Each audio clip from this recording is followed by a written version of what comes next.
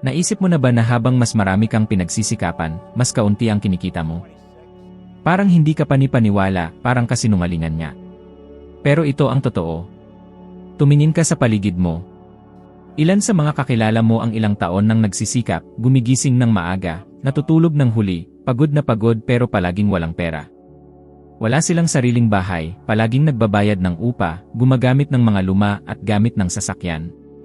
At ang masakit pa, naniniwala silang ang pagsusumikap lang ang tanging daan papunta sa tagumpay. Hayaan mong sabihin ko sa'yo, iyon ay isang kasinungalingan. Isang malaking kasinungalingan. Naisip mo na ba kung gaano katagal na itinanim sa isip mo mula pagkabata ang ideya na magtrabaho ng mabuti? Mula pagkabata, sinabihan tayo na kung pagsisikapan natin ng husto, magpapagod ng labis, magpapawis araw-araw, balang araw, marahil ay makakamit natin ang isang bagay. Ngunit tingnan mo ngayon sa paligid mo. Ilan sa mga taong kilala mo ang araw-araw nagtatrabaho ng mabuti? Mga taong gumigising bago sumikat ang araw, sumasakay ng siksikang sasakyan, gumugugol ng buong araw sa mga trabahong hindi nila mahal, umuwi ng pagod pero kahit ganoon ay palaging naghihirap. Ginagawa nila ang eksaktong itinuro sa kanila, nagsisikap, ibinibigay ang kanilang pinakamahusay, tapat, masunurin sa oras, responsable pero sa pagtatapos ng buwan, halos hindi pa nila mabayaran ang lahat ng kanilang mga bayarin. At iyon pa kapag nakayanan nila. Alam mo ba ang mas malala? Naniniwala sila na kung hindi pa ito nagtatagumpay dahil kulang pa ang kanilang pagsisikap. Na ang solusyon ay magtrabaho pa ng mas mahirap. Pero iyon ay kasinungalingan. Natutunan ko ito sa mahirap na paraan. Nang magsimula ako, naniwala rin ako sa kwentong iyon. Ginagawa ko ang kahit anong trabaho na dumarating. Nagtrabaho ako sa pabrika, sa istasyon ng gasolina, nagpapalit ng langis, nagpapasok ng brasa sa mga piyesa, naglilinis ng sahig. Palagi akong pagod. At mahirap ako. Wala akong direksyon, walang kinabukasan, puro pagod at pagkabigo. At naniwala ako na iyon ang daan dahil iyon ang itinuro sa akin. Hanggang isang araw, may inilagay sa kamay ko na isang libro, Think and Grow Rich, ni Napoleon Hill. At doon, isang pangungusap ang tumama sa akin na parang suntok sa sikmura. Kung naniniwala kang ang pagsusumikap at katapatan lamang ang magdadala sa iyo ng kayamanan, pakawalan mo ang pag-isip na iyon dahil hindi ito totoo. Parang nagdinig ako ng isang blasfemya. Paano hindi ang pagsusumikap ang nagdadala ng kayamanan? Ibig sabihin, nasayang lang ang lahat ng aking pagsisikap. Naramdaman ko ang galit, pagtanggi, kawalang tiwala. Pero sa kailaliman ng aking puso, may katuturan iyon. Dahil ako mismo ang buhay na patunay na hindi sapat ang pagsusumikap lang. Ang totoo, puno ang mundo ng mga taong masipag pero mahirap. Mabubuting tao, tapat, masisipag na patuloy na nabubuhay sa kahirapan. Samantalang may mga taong tila hindi gaanong nagsisikap pero umuunlad. Ngayon, sabihin mo sa akin, swerte ba ang mga taong iyon? May pribilehyo ba sila? O may natuklasan ba silang isang bagay na hindi itinuro sa atin sa paaralan? Natuklasan ko. At alam mo ba kung ano yon? Hindi ang pagsusumikap ang nagpapayaman sa iyo. Ito ay ang pagsusumikap na nakaayon sa tamang mga prinsipyo. Ito ay ang iyong mental na imahe. Ito ang dalas na iyong inilalabas. Ito ang iyong paniniwala na karapat-dapat kang umunlad. Nang nagsimula akong isabuhay ito, nagbago ang lahat. Mula sa isang taong walang pinag-aralan, walang plano, walang pera nakalikha ako ng higit sa 1,411,000 piso sa aking unang negosyo. At hindi dahil mas lalo akong nagtrabaho. Dahil nagsimula akong mag-isip ng iba. Tumigil ako sa pagtuon sa pagsusumikap at nagsimula akong ituon ang pansin sa layunin. Gusto mo bang marinig ang isang kakaibang bagay? Ang mga taong masisipag kadalasan wala silang oras mag-isip. Sobrang abala sila sa araw-araw na gawain na hindi nila pinag-isipan kung ano talaga ang ginagawa nila at kung may saysay ba yon. Sobrang abala sila sa pagiging produktibo na nakakalimutan nilang maging estratehiko. At ikaw? Kailan ang huling pagkakataon na tumigil ka at nag-isip kung nailalagay mo ba ang iyong enerhiya sa tamang lugar? Pinipilit mo ba ang sarili mo para sa isang bagay na talaga namang magdadala sa iyo sa iyong nais na puntahan o nagpapalipas ka lang ng isa pang araw? Karamihan sa mga tao ay natatakot tumigil dahil iniisip nila na kapag tumigil sila, malulunod sila. Pero ang totoo, kung magpapatuloy ka sa maling daan, tuluyang malulunod ka rin. Pero mas pagod. Ang kayamanan ay hindi direktang resulta ng pisikal na pagsusumikap. Ito ay refleksyon ng iyong kamalayan. Ng paraan ng iyong pagtingin sa mundo, kung paano mo nakikita ang iyong sarili, at kung paano ka tumutugon sa mga universal na batas. Kapag naintindihan mo ito, mapapansin mong mayroong pinaikling daan. Hindi ito isang trick, hindi ito swerte. Isa lamang itong landas na halos hindi ipinakita sa iyo ng iba. Pero ngayon, alam mo na.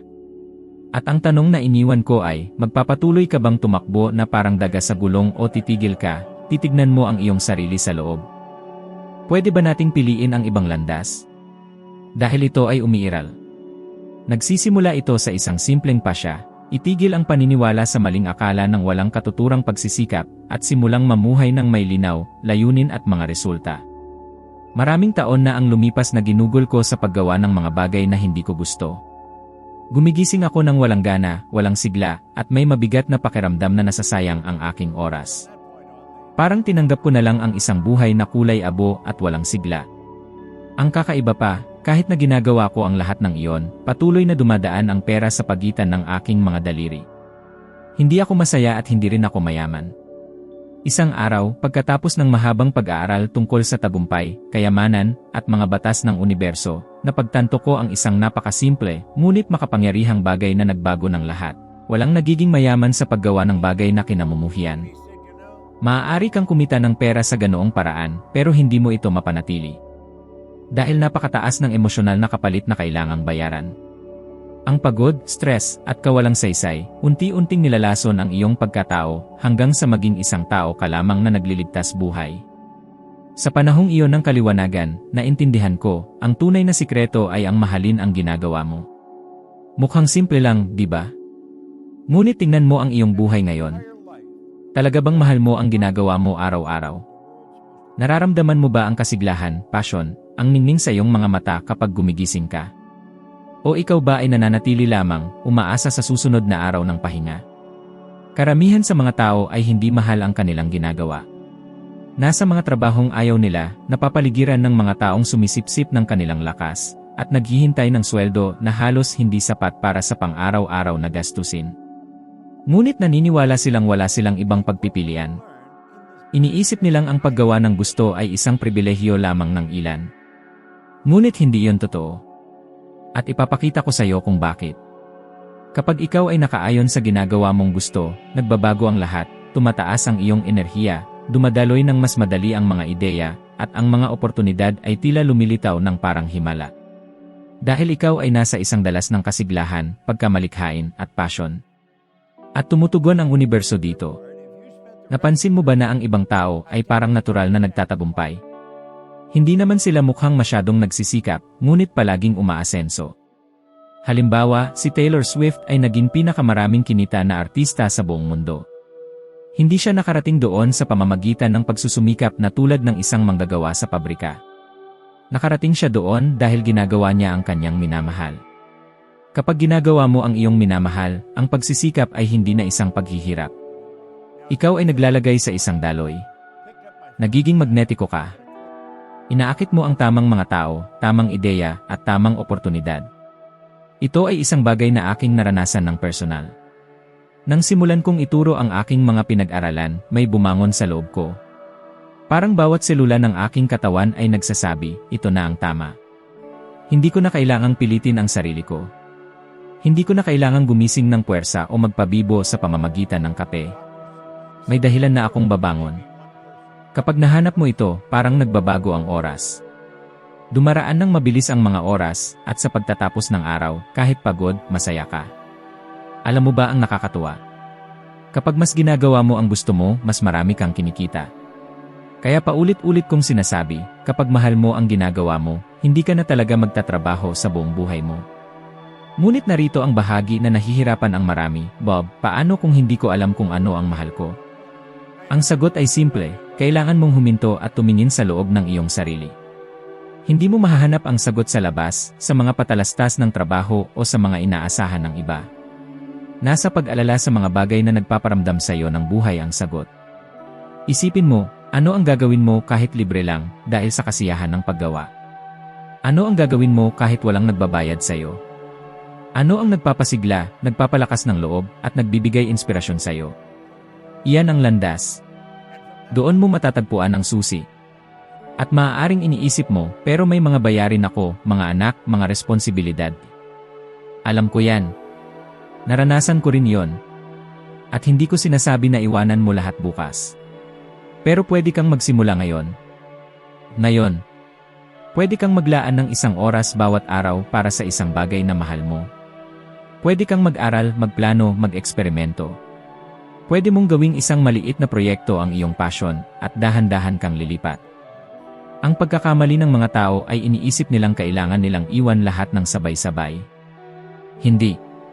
Kailangan mo lang magsimula gamit ang kung anong meron ka, kung nasaan ka, at kung ano ang mahal mo. At isang bagay pa, ang paggawa ng gusto mo ay hindi nangangahulugang walang hamon. Nangangahulugan ito na ang mga hamon ay may layunin. Kahit mahirap, sulit ito. Dahil nasa tamang landas ka. Dahil ito ang magbibigay lakas sa iyo sa loob. At ang pinakamakapangyarihan dito. Kapag sinimulan mong gawin ang gusto mo, nagiging buhay kang halimbawa. Ikaw ay nagiging inspirasyon sa iba. Ang iyong mga anak ay tumitingin sa iyo ng may mas malalim na paghanga. Ang iyong mga kaibigan ay nagsisimulang tingnan ka sa ibang paraan. At hindi mo namamalayan, nagiging ilaw ka sa isang mundong karamihan ay nasa dilim. Kaya ngayon, taos-puso kitang tinatanong, ikaw ba ay tunay na nabubuhay o puro lang pagganap sa mga gawain hanggang sa matapos ang buhay? Dahil karapat-dapat kang makatanggap ng higit pa. Ipinanganak ka na may layunin. At ang layuning iyon ay nagsisimula sa pagmamahal. Nagsisimula ito sa paggawa ng mga bagay na mahal mo. Ang pera ay isa sa mga bagay na pinakamadalas hindi maintindihan sa mundo. Maraming tao ang itinuturing ito bilang isang misteryo, isang tabu, isang bagay na halos hindi maabot o mas masahol pa, bilang kaaway. Pero hayaan mo akong ibahagi sa iyo ang isang simpleng katotohanan na maaaring magbukas ng isang bagong pag-isip sa iyo ngayon din, ang pera ay isang ideya lamang. Ang tinatawag mong pera, ang papel na iyon, ang numerong iyon sa iyong bank statement, ay simbolikong representasyon lamang ng halaga. At ang mga ideya sumusunod sa mga batas. Mga batas ng isip. Mga batas ng universo. At may isang batas na halos walang nakakakilala. Pumupunta ang pera kung saan ito ay inaanyayahan at nananatili kung saan ito ay pinapahalagahan. Narinig mo na ba ito dati? Baka hindi pa. Ngunit kung titignan mo ng mabuti ang iyong buhay, mapapansin mong pinatutunayan ito araw-araw. Isipin mo, kailan ang huling pagkakataon na talagang komportable kang nakipag-ugnayan sa pera? Nakararamdam ka na ba ng guilt kapag kumita ka ng higit kaysa sa iba? Naisip mo na ba, hindi lahat ay pera, o marumi ang pera? Tiningnan mo ba ang iyong bank account at nakaramdam ng takot, pangamba, o kahihiyan? Karaniwan ang mga damdaming ito. At dahil dito, tumatakas ang pera. Kasi, kahit hindi mo namamalayan, sinasabi mo sa universo, ito ay nagdudulot ng sakit sa akin. Iniiwasan ako nito sa mga tao. Nakakatakot ito sa akin. At sumasagot ang universo, kung ganoon, aalisin natin ito sa buhay mo. Mukhang simple ito at ganun na ito. Pero hindi madali dahil mula pagkabata ay naprogram tayo na isipin na mahirap ang pera. Nakulang ito. Na para lamang ito sa mga ipinanganak sa marangyang buhay. At sa tuwing nagrereklamo ka sa mga bayarin, sa tuwing sinasabi mong mahal na mahal ang lahat, o kapag naiinis ka sa mga may mas marami, pinapalayas mo ang pera mula sa iyong frequency. Sinasabi mo na hindi ito welcome. Na ito ay kontrabida. Pero ang totoo, ang pera ay hindi mabuti o masama. Pinapalakas lang nito kung sino ka talaga. Kung ikaw ay bukas palad, magkakaroon ka ng mas maraming paraan para tumulong. Kung ikaw ay malikhain, magkakaroon ka ng mas malaking kalayaan upang gumawa. Kung ikaw ay maingat, magkakaroon ka ng mas maraming pagkakataon para alagaan ang mga mahal mo sa buhay. Pero kung tinatanggihan mo ang pera, dahil sa takot, guilt, o paniniwalang pumipigil sa iyo, ito ay lalayo. At kahit gaano ka pa kasipag, hindi ito mananatili. Nakita ko na ito ng maraming beses.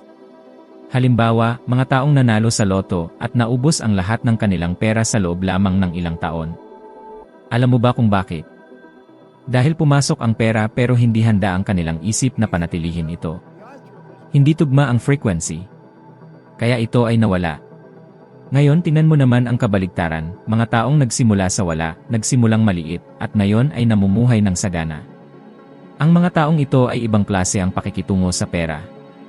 Ipinakita nila ang respeto, pinag-aralan, at inalagaan ito. Naunawaan nila na ang pera ay nangangailangan ng direksyon, istruktura, at pagpapahalaga. Nilikha nila ang espasyo para dito upang manirahan. At dito pumapasok ang isang mahalagang bagay. Maraming nagtatanong, paano ko ba ito mababago sa aktwal, Bob? At ang sagot ay nagsisimula sa kamalayan. Simulan mo sa pagmamasid kung paano mo binibigkas ang tungkol sa pera. Paano ka tumutugon kapag may nakikitang mayaman? Ano ang iyong nararamdaman kapag tumatanggap ka at kahit kapag gumagastos? Dahil ang lahat ng ito ay naglalantad ng iyong relasyon sa pera. Pagkatapos nito, simulang lumikha ng mga bagong gawi. Halimbawa, sa halip na sabihin, hindi ko kayang bayaran ito, sabihin mo, paano ko kaya mababayaran ito? Nakikita mo ba ang pagkakaiba? Isang pangungusap ay nagsasara ng pinto. Ang isa naman ay nagbubukas ng isip. Mukhang maliit ito, pero sa paningin ng universo, ito ay napakalaki. At narito ang isang simpleng hamon, pero makapangyarihan. Sa loob ng susunod na 7 araw, huwag kang magsabi ng kahit anong negatibo tungkol sa pera. Wala. Kahit bilang biro, o bilang nakasanayan, o bilang reklamo sa gasolina o sa palengke. Wala. Sa halip, ulitin ng maraming beses sa isang araw ng may paniniwala, dumarating sa akin ang pera mula sa mga hindi inaasahang pinagkukunan, ng tuloy-tuloy at dumarami. At panoorin mo.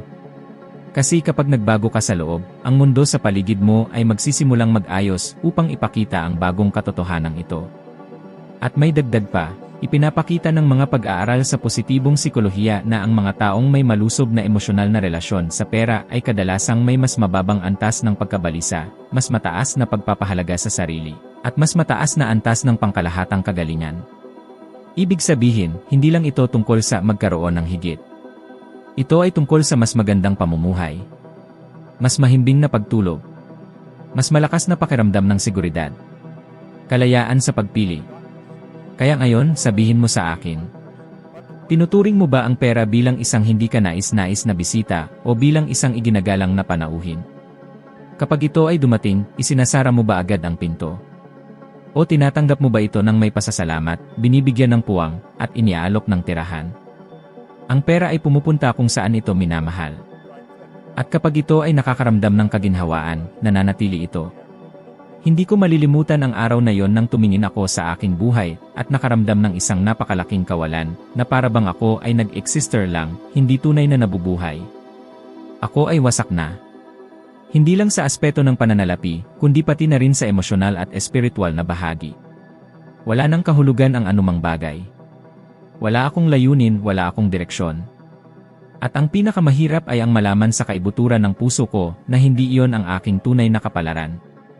Na hindi pwedeng ganoon lang ang buhay.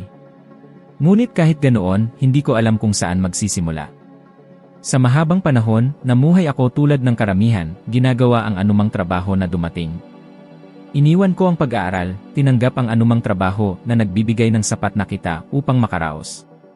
Sa mga pabrika, mga gasolinahan, mga gawaing pag-maintenance, nagdadala ng mabibigat na bagay, pinupunasan ang dumi sa kamay, napapagod ng sobra, ngunit nanatiling mahirap. Sinabi ko sa sarili ko na ginagawa ko lang ang kaya ko. Ngunit sa kaibuturan ng puso, nakaramdam ako ng kahihiyan. Ramdam ko na sinasayang ko ang isang mas malaki pa sa loob ko. Hindi ko lang alam kung paano ito makukuha. At biglang, na parang hininga mula sa universo, may isang tao na nagbigay ng isang aklat sa akin. Think and Grow Rich. Sa simula, aminin ko, hindi ko ito binigyang pansin. Hindi ako mahilig magbasa, walang disiplina, at hindi rin ako masyadong naniwala sa ganitong mga bagay. Pero desperado na ako kaya sinubukan ko. At hindi lang ito isang karaniwang libro. Isa itong salamin. Sa bawat pahina, nakikita ko ang sarili ko. Nakikita ko ang mga pagkakamali ko, ang mga paulit-ulit na ugali, ang baluktot kong pag-isip. At higit sa lahat, nakita ko ang posibilidad ng pagbabago. Para itong ilaw na nagliwanag sa madilim na kwarto. Naiintindihan ko na ang pumipigil sa akin ay hindi kakulangan ng pagkakataon, hindi kakulangan ng pag-aaral, o ang hindi makatarungang mundo. Ako ang problema. Ang aking pananaw sa sarili. Nakikita ko ang sarili ko bilang isang taong limitado, wasak, at walang halaga. At iyon din ang ipinapakita sa akin ng mundo. Dito nagsimula ang lahat ng pagbabago. Iniwan ko ang trabaho ko sa bumbero kahit wala akong kasiguraduhan. Wala akong diploma. Wala akong pera. Wala akong mga koneksyon. Pero may bago akong pangitain. At gamit ang pangitain na yon, nagbukas ako ng isang negosyo sa paglilinis. Isang simpleng negosyo. Mapagpakumbaba.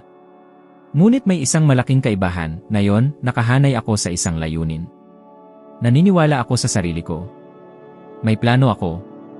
Ipinapatupad ko ang mga prinsipyo. At sa unang taon, kumita ako ng higit sa 500,000 piso. 10 beses na higit pa sa naisip kong posible. Alam mo ba kung ano yon? Patunay na ang tunay na pagbabago ay nagsisimula sa loob. Na ang panlabas na realidad ay refleksyon lang ng ating panloob na pagkatao. Kapag binago mo ang iyong pag-iisip, wala nang ibang magagawa ang mundo kundi umangkop. Pero narito ang isang detalye na hindi sinasabi ng iba, ang pagbabago ay hindi nangyayari mula sa labas papasok. Hindi ang pagtaas ng kita ang siyang magpapabago sa buhay mo. Dahil may mga tao na kumikita ng malaki pero pakiramdam ay miserableng pa rin. Ang tunay na pagbabago ay nangyayari kapag binago mo ang relasyon mo sa sarili mo. Kapag nakita mo ang sarili mo bilang isang karapat-dapat. Kapag sinabi mo, sapat na. Hindi ko natatanggapin ang maliit na pamumuhay. At ang desisyong iyon, ang simpleng desisyong iyon ay kayang baguhin ang lahat. Nakita ko ito sa sarili ko. Nakita ko rin ito sa daan-daang tao. Mga taong wala talaga kundi ang hangaring magbago na nakabuo ng kahangahangang mga buhay. At nakita ko rin ang kabaligtaran, mga taong matatalino, puno ng talento, pero hindi umusad dahil nakakulong sila sa mga paniniwala, takot, at limitadong imahe ng kanilang sarili. At ito ay masakit. Masakit makita ang napakaraming potensyal na nasasayang. Kaya ngayon, sinasabi ko sa iyo ng buong lakas ng aking puso, hindi mahalaga kung nasaan ka man ngayon. Maaari kang may utang, naliligaw, nabigo, pagod na pagod. Maaaring hindi mo alam kung paano babayaran ang mga bayarin sa buwan. Maaari kang paulit-ulit na nabigo na para bang hindi ka nakarapat-dapat pang subukan. Ngunit wala ni isa man dito ang magtatakda kung sino ka talaga. Ang magtatakda ay ang desisyon mo mula ngayon. Ang susi sa lahat ng ito ay ang iyong pagpapasya na umunlad. Na mag-develop. Na tumingin sa salamin at sabihin, hindi ako ang mga pagkakamali ko. Ako ang pinipili kong maging simula ngayon. At tingnan mo, napatunayan na ito ng agham. Ipinapakita ng mga pag-aaral sa neuroplasticity na ang utak ay kayang baguhin ang sarili kahit kailan sa buhay. Na ang ating mga iniisip ay lumilikha ng bagong mga neural na daan. Na sa tulong ng focus at paulit-ulit, maaari nating muling buuin ang ating sarili. Ibig sabihin nito, kaya mong magbago. Kahit anong edad. Kahit anong kalagayan. Kaya pakinggan mo ako ng mabuti ngayon. Hindi mo kailangang umasa pa sa swerte. Hindi mo rin kailangan na may ibang tao na sasagip sa'yo. Ang kailangan mo lang ay maniwala na nasa loob mo na ang sapat na lakas para baguhin ang iyong kapalaran. At kapag ginawa mo ito, kapag tunay kang nagbago, ang buong mundo ay magbabago kasama mo. Napansin mo na ba kung paano karamihan sa mga tao ay puro reaksyon lang sa buhay, sa halip na lumikha ng kanilang sariling buhay? Gumigising sila araw-araw ng walang malinaw na plano, sumusunod lang sa agos. Naghihintay ng sweldo sa katapusan ng buwan, ng mga bayarin na darating, ng weekend, ng bakasyon. Palaging naghihintay ng isang bagay. Nabubuhay sila na parang nakatakda na, parang autopilot lang ang kanilang ginagawa. At ang pinakamalungkot dito, ay hindi nila namamalayan na nakakulong sila. Akala nila ito na lang ang tanging paraan ng pamumuhay. Ngunit hayaan mo akong ibahagi ang isang pinakamahalagang aral na natutunan ko sa pinakamakabuluhang paraan, hindi magbabago ang panlabas mong realidad hanggat hindi mo kinokontrol ang loob mo. Hanggat hindi ka nagiging tagalikha sa halip na biktima. Malaki ang pinagkaiba ng buhay na puro reaksyon lang at buhay na malikhain. Kapag puro reaksyon ka lang, sumasagot ka lang sa mundo. Kapag malikhain ka naman, ikaw ang bumubuo sa mundong nasa paligid mo. Nagsisimula ang pagbabago sa isang desisyon, pipiliin mong itigil ang pagiging reaktibo at simulan ang pagdisenyo ng iyong buhay. Natuklasan ko ito nang maunawaan ko na lahat ng meron ako noon ay bunga ng mga iniisip at nararamdaman ko. Hinahatak ko ang mga sitwasyong sumasalamin sa kalituhan sa loob ko. Ang gulo sa isip ko ay naging gulo rin sa pananalapi. Ang takot ko ay nagbunga ng mga limitasyon. At habang hindi ko malinaw na pinili ang gusto ko, binibigyan ako ng universo ng kung ano-anong bagay dahil hindi ko rin alam ang aking hinihiling. Nakarinig ka na ba ng mga katagang tulad ng, tingnan natin kung ano ang mangyayari? Ganito talaga ang buhay. Wala akong pagpipilian.